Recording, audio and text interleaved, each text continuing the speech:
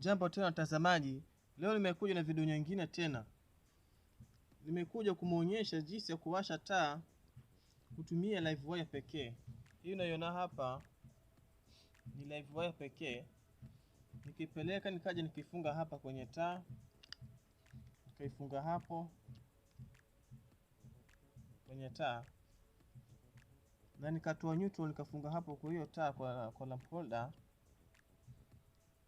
Wa neutral ndio huu hapa. Kisha hapa kuna vitu vitatu. Kuna maji ambao nimemwaga kwa mchanga, kuna chuma ambao nimeweka kwa mchanga, na kuna hii hapa. Hivi vyote tunaviona, kuna chuma iko ndani ya ardhi lakini si kuweka maji. Kuna chuma ambayo iko ndani ya ardhi nimeweka maji. Na kuna maji pekee ambao nimemwaga kwa ardhi. Tukichukua huwa neutral, tukiweka, taa inawaka vizuri. Na hapa taa inawaka vizuri. Na hapa taa inawaka vizuri. Sasa nataka kufahamisha hapo. Ukiweka maji kwa ardhi, taa itawaka. Hiyo maji yatapeleka umeme vizuri. Lakini ikikauka, taa haitawaka. Itawaka hivi kama unavyoiona. Si kama hapa. Ikikauka itawaka hivi. Na hii ambayo umeweka kwa ardhi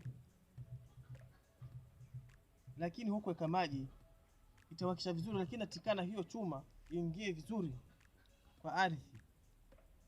Ikiingia kwa ardhi vizuri, taa itawaka hivi.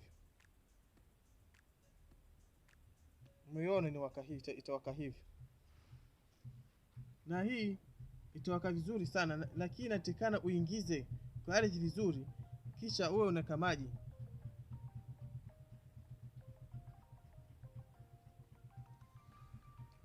Na utaweza kupima ardhi yako kwa iko vizuri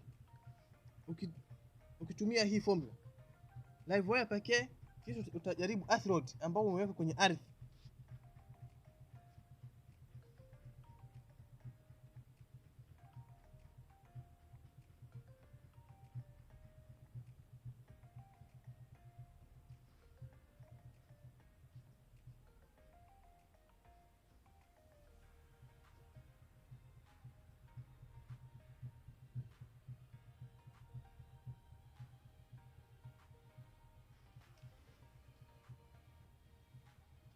Asante kwa kutazama video yangu. Usisahau kulike na kusubscribe.